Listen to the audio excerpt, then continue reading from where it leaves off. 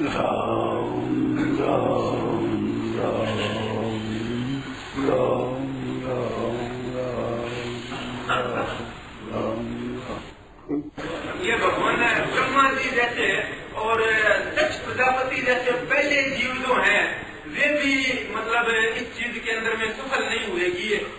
और सबरी जी करोड़ों मुनियों को छोड़ के सबरी जी को मतलब प्रमाण पत्र मिलता है।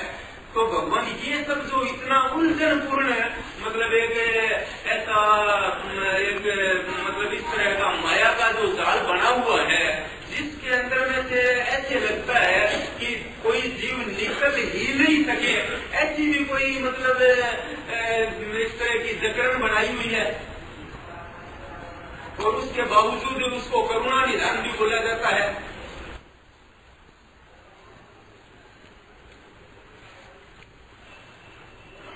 देखो भाई, पूरा तो मैं आपका भाव समझ नहीं सका हूँ। खास बात क्या है आपको पूछना, उसका पता नहीं लगा है। और ये जो आप कहते हैं कि ऐसे हुए कि हजारों भगवान हो जाए, ये बात है नहीं, हजारों भगवान हो जाए। और उलझन है तो उलझन तभी तक है जब तक इसमें गहरे प्रवेश आप नहीं करते। कोई सुनते सुनते हैं परंतु लगनपूर्वक प्रवेश नहीं करते, तब मालूम होता है कि उलझन मिटने वाली नहीं, महान उलझन है। आप अगर ठीक प्रवेश करें तो उलझन नहीं रहेगी। इसमें स्वयं प्रवेश करें आप, केवल सुनने से काम नहीं चलेगा। अर्जुन जी ने तो किया होगा, उसके बावजूद भी उनका ज्ञान हो नहीं हुआ कि समय तक। न ऐसा हम तो नहीं मानते हैं कि भाई अर्जुन ने बहुत किया और वो ज्ञान नहीं हुआ, ऐसा हम तो नहीं मानते हैं। अर्जुन ने तो कह दिया है कि नष्ट हुआ, मेरा मत नष्ट हो गया, अज्ञान नष्ट हो गया। कथित अज्ञान सम्मोह प्रनष्टस्ते धनंजय, तुम्हारा अज्ञान से उत्पन्न हुआ सम्मोह नष्ट हो गया। तो अर्जुन कहते नष्ट हो मोह, उसमें चेर लब्धा तत्प्रसादान मैं सुतोष निगत संज्ञा कवि से वचनम प्रावा। आपके ये दोबारा प्रश्न करने से मेरे मन में आया कि आप दूसरों की तरफ ही देखते हैं। तत्व का निर्णय करना हो तो अपने को सामने रखकर करो। दूसरों को सामने रखकर कोई तत्व का निर्णय कभी नहीं कर सकता। अपने को सामने रखे बिना कोई तत्व का निर्णय नहीं कर सकता। अब अर्जुन को भी ज्ञान नहीं हुआ, क्या पता है इसका, किसको हुआ किसको नहीं हुआ कुछ पता नहीं। हमारे को नहीं हुआ और इस बात से हमारे खटके ये बात दुख है तो हमारे को हो जाएगा। किसको हुआ किसको नहीं हुआ ये निर्णय नहीं कर सकते। अपने को सामने रखो, अपने को सामने रख करके देखो।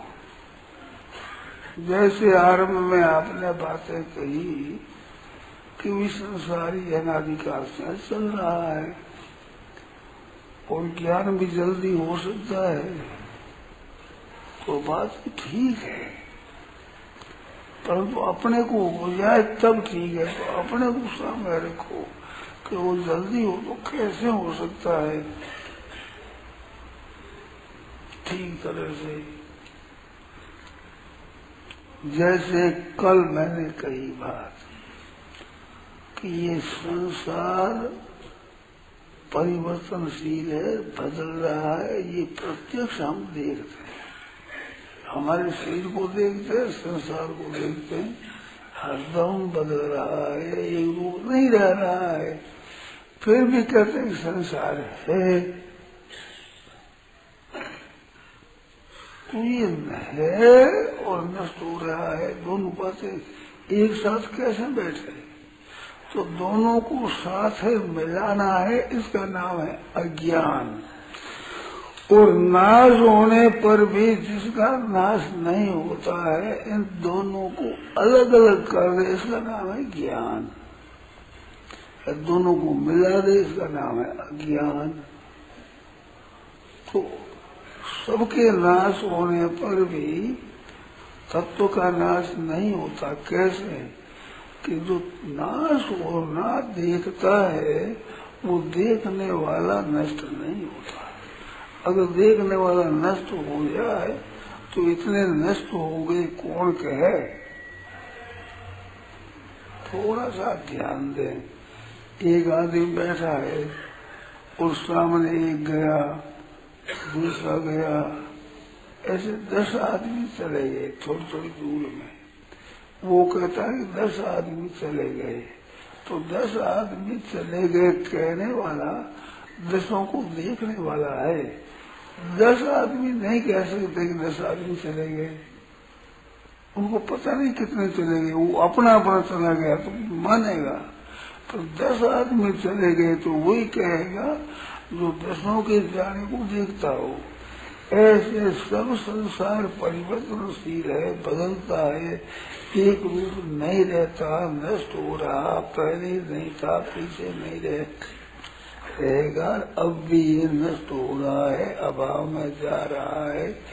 ऐसा जिसको ज्ञान है वो इनमें नष्ट होने वालों में नहीं है। ये बात है खास। अगर वो भी नष्ट होने वाले में होता तो नष्ट होना कहता कौन? फिर नष्ट हो गए कौन कहता? विनश्यत्सु अविनश्यंतम या पश्यति सपश्यति। इन नष्ट होने वालों में जो नहीं नष्ट होने वाले को देखता है वही वास्तव में देखता है। तो इसके परिवर्तन को देखने वाला परिवर्तन रहित है। नष्ट देखने वालों को विनाश रहित होने वाला देखता है, जाने वालों को नहीं जाने वाला देखता है, परिवर्तनशील को नहीं परिवर्तनशील वो देखता है। अरे वो परिवर्तनशील और नहीं परिवर्तनशील दोनों का जो ठीक ज्ञान है, इसका नाम भगवान ने ज्ञान कहा है। क्षेत्र क्षेत्र की ओर एवं अंतरम, क्षेत्र क्षेत्र की ओर ज्ञानम यत ज्ञानम मतंग मामा। इन दोनों का असली ठीक ज्ञान है और मेरे मत में ज्ञान है। ये उपक्रम में कहा 13वें उपसंहार में क्षेत्र क्षेत्र की ओर एवं अंतरम ज्ञान तक ज्ञान रूपी नेत्र से ऐसे दोनों को अंतर देखता है और नष्ट होने वालों को अभाव देखता है, वो परम पद को प्राप्त होता है। ऐसा कहा। तो ये आप देखते हो, देखते हुए भी नष्ट होने वाले देखते हुए भी उनके साथ आप मिल जाते हो। नष्ट होने वाले के साथ ही, शरीर के साथ ही मिलकर आप विचार करते हो। तो शरीर के साथ मिलकर आप देखते हो, तब तक इस तत्व का बोध नहीं होता। प्रत्यक्ष आप बचपन में थे और अभी आप बचपन में नहीं है, तो बचपन नहीं रहा तो अभी जो स्थिति है ये की क्या रहेगी?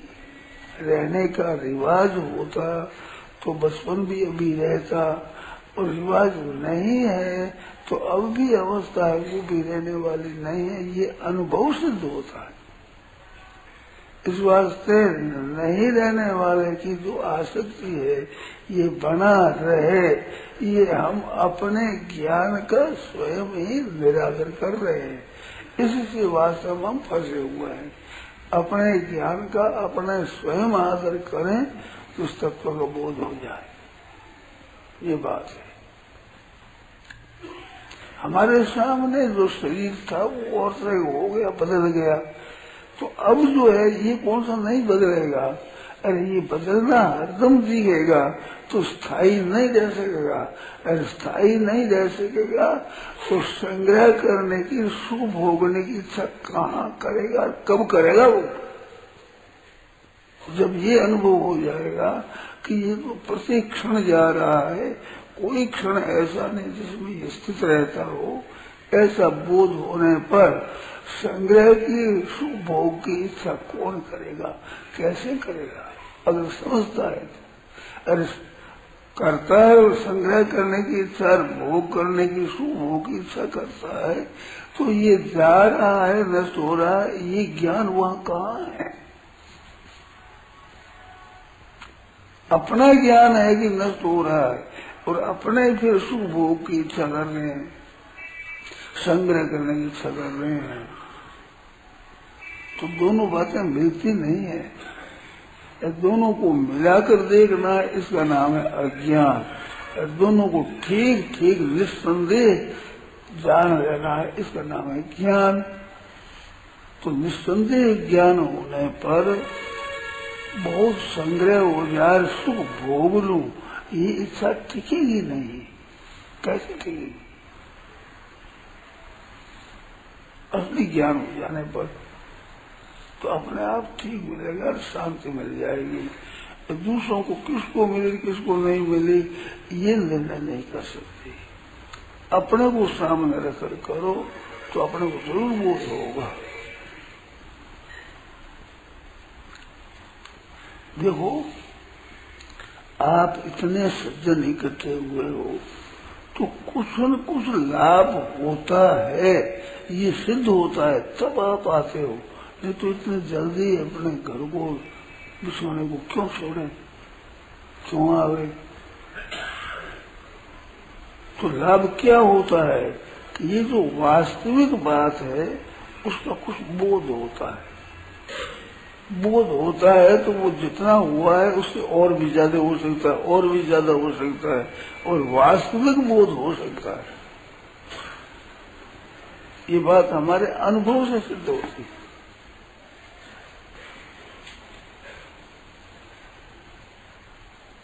विनश्यतु अविनश्यंतम यह पश्यति स पश्यति। देखना उसी का ही सिद्ध होता है तो नष्ट होने वालों में भी अविनाशी को देखता है। सब परिवर्तन हो रहा है, परंतु परिवर्तन का आधार कोई होगा ना। किस आधार से ये परिवर्तन हो रहा है? तो आधार वो स्थिर है, वो परिवर्तनशील नहीं है।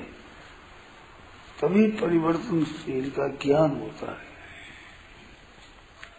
इस चलने वालों में स्थिर है चीज कोई, नष्ट होने वालों में नहीं नष्ट होने वाली चीज है। अनेकों में एक तत्व है, तो वो एक तत्व है, वो क्या है? वो है का नाश नहीं होता है। मनुष्य है, पशु है, पक्षी है, वृक्ष है, इस सब में है एक दिखता है, वो है एक है। मनुष्य पुरुष पक्षी अलग अलग है, वो है एक, वो है, उसका अभाव नहीं होता। ना सतो विद्यते भावो, ना भावो विद्यते सता। सत का अभाव नहीं होता और असत की सत्ता नहीं होती, असत का अभाव नहीं होता। और इस एगो अभाव होता हम देखते हैं, तो देखने वालों में जो है जो का क्यों रहता है नहीं बदलता है। जैसे मिट्टी है, मिट्टी से फिर उसको लोंद करके लोंदा बनाया, लोंदा बनाकर घड़ा बनाया, घड़ा बन पका, घड़ा उड़ गया।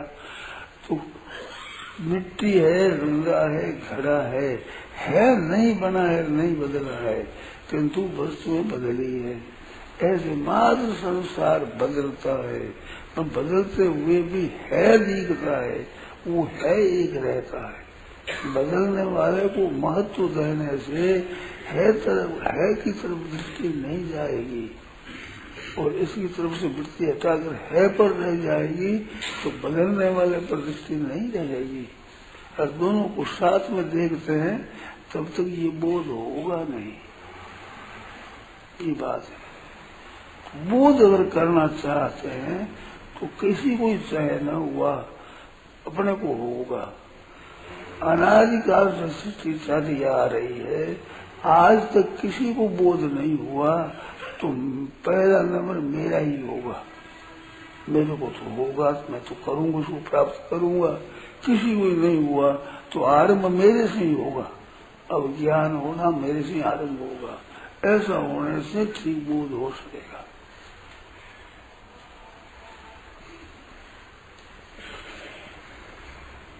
औरों की तरफ देखने से नहीं होगा। अपने को देख करके और देखो भाई हाँ बदल रहा है, और बदलने में भी है दिखता है। कल मैंने यही कहा था, है नहीं बदलता है देश काल वस्तु व्यक्ति परिस्थिति घटना क्रिया ये सब बदलते हैं, पर बदलने पर भी है ज्यों का त्यों रहता है। वो ज्यों का त्यों रहता है उस है में स्थिति आपकी हमारी सबकी स्वतः है, उसमें अपनी स्थिति रखना है ही ऐसा ही। इस बात से सम दुख सुख स्वस्थ स्व में स्थित हो जाए, तो स्व देखता है और सुख और दुख आते जाते रहते हैं, और स्वयं आता जाता नहीं है, स्वयं रहता है, तभी सुख और दुख दोनों को देखता है। अगर न रहता तो सुख को देख सकता, दुख को नहीं देख सकता। दुख को देखता है वो सुख को नहीं देख सकता, और सुख दुख के परिवर्तन को नहीं देख सकता। और सुख दिखता है, दुख दिखता है, परिवर्तन दिखता है, तो देखने वाला सुख में दुख में परिवर्तन में रहता है। ये रहता है उसमें स्थित रहना है, उसका ही आदर करना है, बदलने वाले का आदर नहीं करना है, उसको महत्व नहीं देना है। इतनी तो बात है, कोई लंबी चौड़ी बात नहीं है।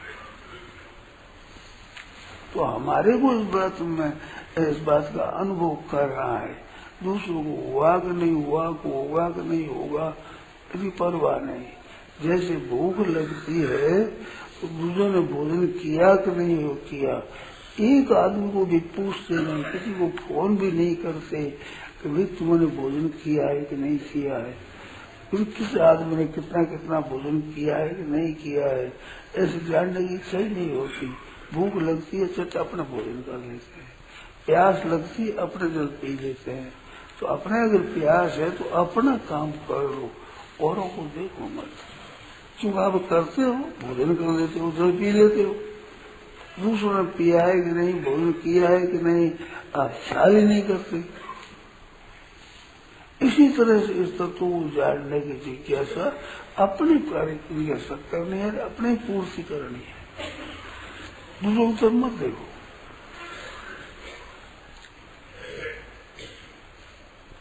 ये बात है।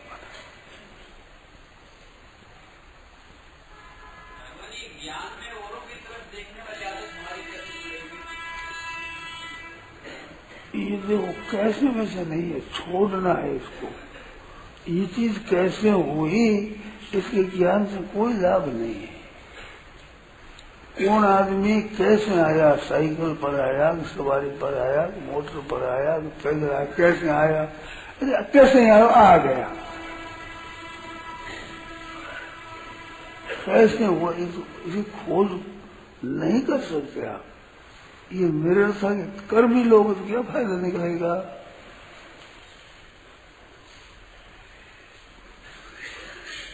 ये बीमारी कैसे हुई, अब कैसे ही हो गई, ये मिटे कैसे, इसको देखो, मिटाओ, मिटे मिट्टी है,